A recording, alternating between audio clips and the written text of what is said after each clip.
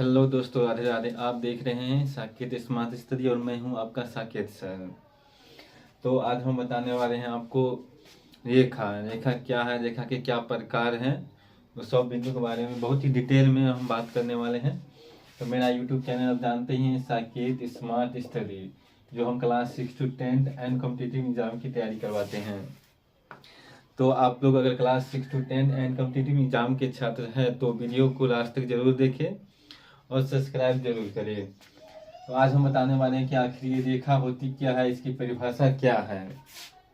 रेखा बिंदुओं के समूह को हम रेखा कहते हैं। जो बहुत सारी बिंदुओं के समूह को हम रेखा कहते हैं। जो दोनों अंत बिंदुओं से हम अंत तक बढ़ाए, इसे हम रेखा कहते हैं। इसकी कोई निश्चित दूरी नहीं होती है, अनंत तक इसे हम बढ़ाया जा सकता है, इसे हम रेखा कहते हैं। अब रह गई कि हम बिंदु रेखा, तो इससे रेखा की जैसे कि हम परिभाषा पढ़ भी चुके हैं कि जिसकी लंबाई हो, चौड़ाई हो, मोटाई हो ना हो, उसे हम रेखा कहते हैं। इसकी मोटाई नहीं है, ऐसा आप देख सकते हैं, कुछ ना कुछ तो मोटाई है, इसीलिए रेखा अपरिभाषित है। आज तक रेखा को परिभाषित नहीं किया गया है, तो रेखा अपरिभाषित है। फिर भी इसे हम परिभाषित करने के लिए बोल सकते हैं कि बिंदुओं के समूह को हम रेखा कहते हैं जिसकी मोटाई न हो, न चौड़ाई हो। रेखा हो गया। बिंदु किसे कहते हैं, तो बिंदु को भी हम परिभाषित कर सकते हैं जिसकी 0 त्रिज्या हो, उसे हम बिंदु कहते हैं। या जिसकी न मोटाई हो, न चौड़ाई हो, उसे हम बिंदु कहते हैं। मान के चलिए दिख रही ये बिंदु हो गया, इसको हम बिंदु कहते हैं। तो परिभाषा होगा कि जिसकी न मोटाई हो, न चौड़ाई हो। लेकिन ऐसा है कि इसकी मोटाई नहीं है, कुछ ना कुछ तो मोटाई है, इसलिए बिंदु भी अपरिभाषित है।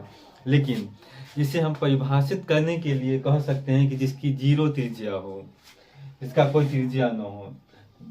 वृत्त का जैसे मान इसका त्रिज्या है r, लेकिन इसका कोई त्रिज्या नहीं है, इसलिए हम इसे बिंदु कहते हैं।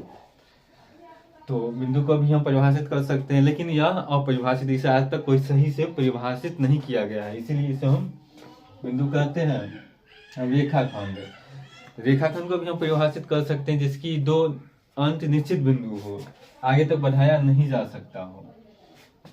अगर हम 5 सेंटीमीटर खींच दिए तो जिसका कोई निश्चित बिंदु हो, आगे नहीं बढ़ाया जा सकता, उसे हम रेखाखंड कहते हैं, लाइन सेगमेंट कहते हैं। अब किरण किसे कहते हैं, कोई एक बिंदु निश्चित हो और दूसरा बिंदु को हम अनंत तक बढ़ाए, उसे हम किरण कहते हैं। जिसका एक बिंदु निश्चित हो और दूसरा बिंदु को अनंत तक बढ़ाए, उसे हम किरण कहते हैं। आप देख सकते हैं हम कि समांतर रेखाएं किसे कहते हैं, तो वैसा रेखाएं जिसकी बीच की दूरी समान हो, जो आगे कभी न मिले, उसे हम समांतर रेखाएं कहते हैं। जो पिक्चर से हम समझ सकते हैं, ये 2 रेखाएं हैं, इसकी बीच की दूरी समान होनी चाहिए। कहीं भी नापिएगा तो इसका बीच की दूरी समान होगा, उसे हम समांतर रेखाएं कहेंगे।